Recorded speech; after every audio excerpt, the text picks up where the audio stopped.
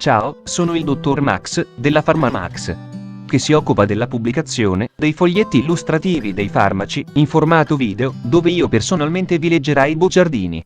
In questo video ti leggo il bugiardino del farmaco. Dilatrend, ITC Pharma SRL, ultimo aggiornamento. 23 marzo 2022. Cos'ha Dilatrend?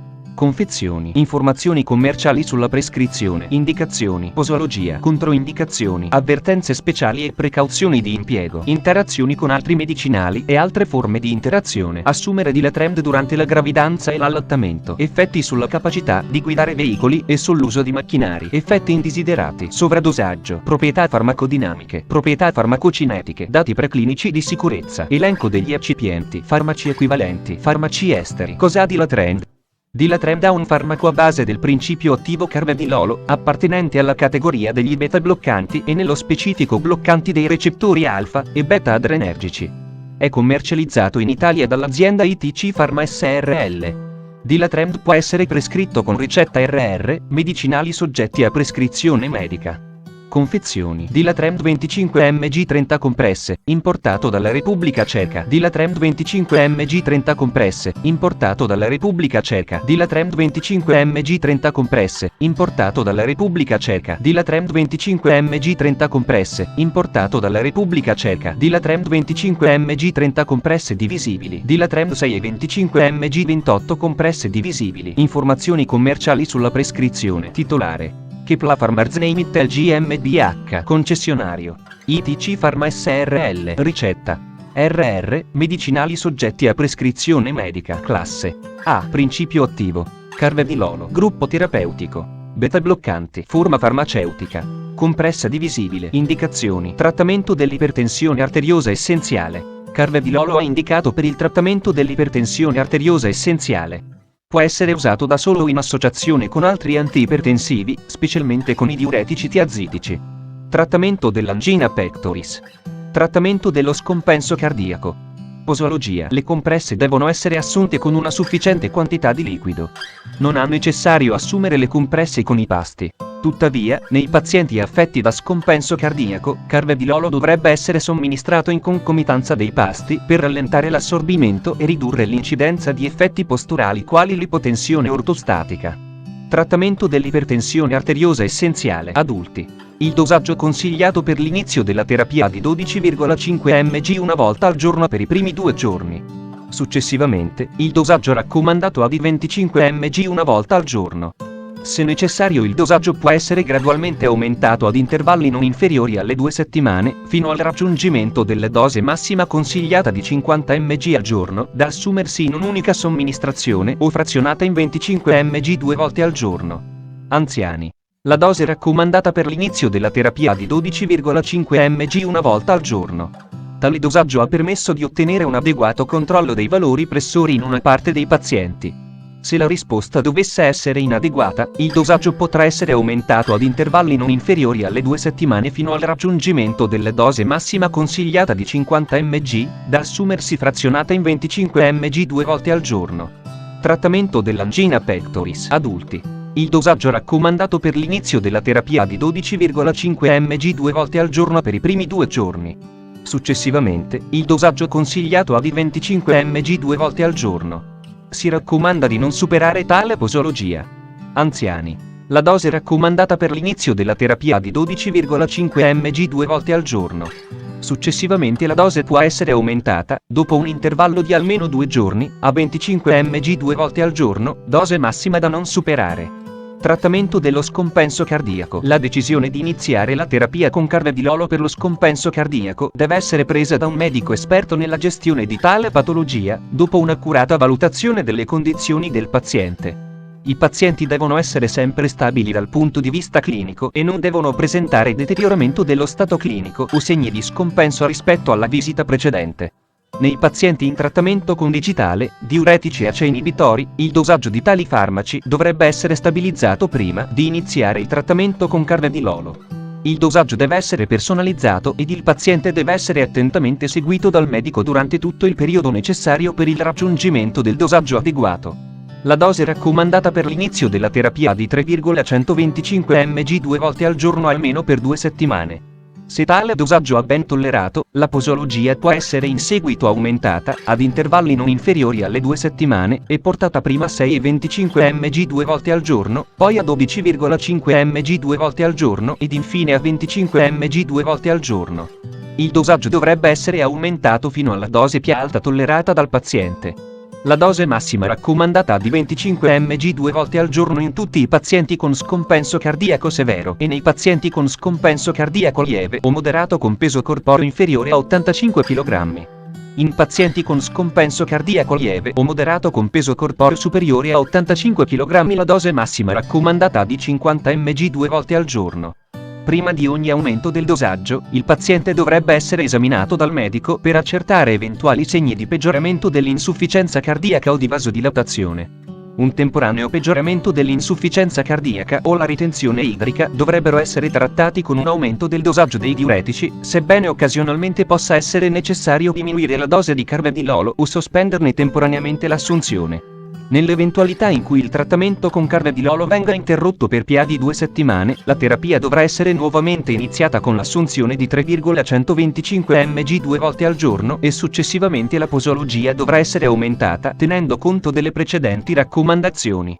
I sintomi di vasodilatazione possono essere inizialmente trattati con una riduzione del dosaggio dei diuretici. Se i sintomi persistono la dose di ACE inibitore, se usato, può essere diminuita e, se ritenuto necessario, si potrà successivamente effettuare una riduzione del dosaggio di carvedilolo.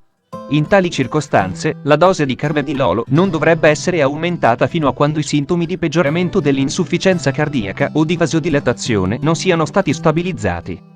Popolazione pediatrica. La sicurezza e l'efficacia di carvedilolo nei bambini e negli adolescenti di età inferiore a 18 anni non sono state ancora stabilite, vedere paragrafo 5, 2. Controindicazioni: ipersensibilità al principio attivo o ad una qualsiasi degli eccipienti elencati al paragrafo 6, 1.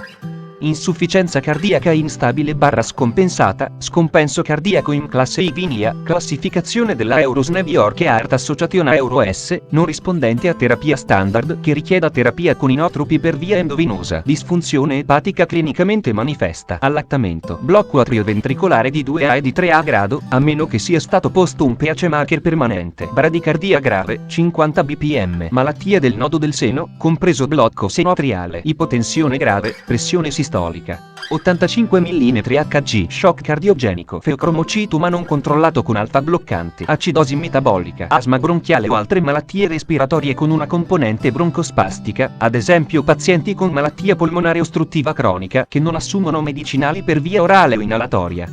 Concomitante somministrazione di verapamil o diltiazem per via endovenosa, vedi paragrafo 4, 5. Avvertenze speciali e precauzioni di impiego. Insufficienza cardiaca con gestizia cronica. In pazienti con insufficienza cardiaca con gestizia, può verificarsi un peggioramento dell'insufficienza cardiaca o della ritenzione idrica durante la fase di titolazione di carvedilolo. Se questi sintomi, vedi la scheda tecnica del farmaco, RCP, completa. Accedi al sito www.codifa.it. Interazioni con altri medicinali e altre forme di interazione. Interazioni farmacocinetiche. Effetti di carvedilolo sulla farmacocinetica di altri medicinali. Carvedilolo ha un substrato non K-copyright inibitore della glicoproteina P. Quindi la biodisponibilità dei farmaci trasportati dalla glicoproteina P può essere aumentata dalla, vedi la scheda tecnica del farmaco, RCP, completa. Accedi al sito www.codifa.it. Interazioni riportate su letteratura scientifica internazionale. Prima di prendere Dilatrend insieme ad altri farmaci come Eurosaltiazema Euro, Eurosangizema Euro, Eurosdila Euro, Eurosdiltiazem Doc Generica Euro, Eurosdiltiazem Mega Euro, Eurosdiltiazem Milan Generics Euro, Eurosdiltiazem Ratiofarma Euro, Eurosdiltiazem Sandoza Euro, Eurosdilcenea Euro, Eurosisoptin, compressa rilascio modificato, compressa rivestita, compressa rivestite a Euro, Eurosisoptin, soluzione, uso interno, a Euro, Eurostiliema Euro, Eurosverapamil Doc Generica Euro, Eurosverapamil Lega Euro, Eurosverapamil Exala Euro, Eurosvotrienta Euro, eccetera. Chiedi al tuo medico o farmacista di fiducia di verificare che sia sicuro e non dannoso per la tua salute assumere Dilatrend durante la gravidanza e l'allattamento. Posso prendere Dilatrend durante la gravidanza e l'allattamento? Gravidanza. Non c'è adeguata esperienza clinica relativa all'utilizzo di carvedilolo nelle donne in gravidanza. Il rischio potenziale per gli esseri umani non è noto. Per carvedilolo, sia osservata, vedi la scheda tecnica del farmaco, RCP, completa. Accedi al sito www.codifa.it. Effetti sulla capacità di guidare veicoli e sull'uso di macchinari. Non sono stati effettuati studi sugli effetti del carvedilolo sulla capacità di guidare o azionare macchinari. A causa di reazioni individuali variabili, esempio capogiri, stanchezza, la capacità di guidare, di utilizzare macchinari o di lavorare senza un solido sostegno può essere compromessa. Ciò vale in particolare all'inizio del trattamento, dopo aumenti di dose, col cambiamento del prodotto e in combinazione con alcol. Effetti indesiderati. Le reazioni avverse al farmaco sono elencate secondo la convenzione MEDRA per sistemi e organi. Le categorie di frequenza sono le seguenti. Molto comune a 0 yen 1/10, comune a 0 yen 1 centesimo e. Vedi la scheda tecnica del farmaco, RCP, completa. Accedi al sito www.codifa.it. Sovradosaggio, sintomi e segni. In caso di sovradosaggio si possono verificare grave ipotensione, bradicardia, insufficienza cardiaca, shock cardiogeno ed arresto cardiaco. Si possono, inoltre, presentare problemi respiratori, broncospasmo, vomito, alterazioni della coscienza e crisi convulsive generalizzate. Trattamento. In aggiunta ai normali protocolli di intervento, i parametri vitali devono essere monitorati e corretti, se necessario, e in condizioni di terapia intensiva. I pazienti devono essere monitorati per i segni e i sintomi di cui sopra e gestiti secondo il miglior giudizio dei medici curanti e secondo la prassi standard per i pazienti con sovradosaggio da beta bloccanti, esempio atropina, patching transvenoso, glucagone, inibitore della fosfodiesterasi, beta simpaticomimetici. Nota importante: in caso di grave intossicazione con sintomi di shock, il trattamento di supporto con gli antidoti deve essere continuato per un periodo di tempo sufficientemente lungo, ossia fino a quando le condizioni del paziente si sono stabilizzate, e in considerazione di un prolungamento delle modalità di eliminazione e della ridistribuzione del carvedilolo dai compartimenti più profondi. La durata della terapia con antidoti è correlata all'entità del sovradosaggio. La terapia e le misure di sostegno dovrebbero essere continuate fino a quando il paziente non si sia stabilizzato. Proprietà farmacodinamiche. Categoria farmacoterapeutica. Bloccanti dei recettori alfa e beta adrenergici, codice ATC. C07H02. Carvedilolo ha un beta bloccante non selettivo che esplica attività vasodilatante mediata principalmente attraverso un blocco selettivo dei recettori alfa 1 adrenergici. Proprietà farmacocinetiche. Assorbimento. Studi in vitro hanno dimostrato che il carvedilolo ha un substrato del trasportatore del flusso p-glicoproteina, che svolge un ruolo importante nella biodisponibilità di determinati farmaci. Il ruolo della p-glicoproteina, dati preclinici di sicurezza negli studi di cancerogenesi effettuati nel ratto e nel topo utilizzando, rispettivamente, dosaggi fino a 75 mg/kg/die e 200 mg/kg/die, da 38 a 100 volte la massima dose raccomandata nell'uomo, elenco degli eccipienti, compresse da 6 e 25 mg. Saccarosio, lattosio monoidrato, povidone K25, silice colloidale anidra, crosspovidone tipo A, magnesio stearato, ferro ossido giallo, e 172.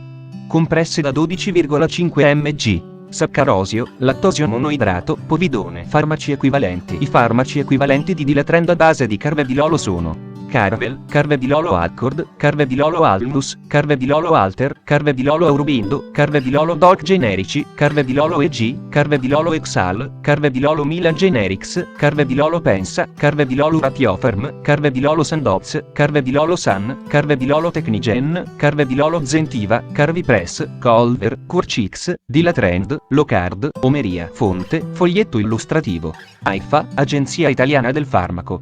Le informazioni presenti possono non risultare essere aggiornate.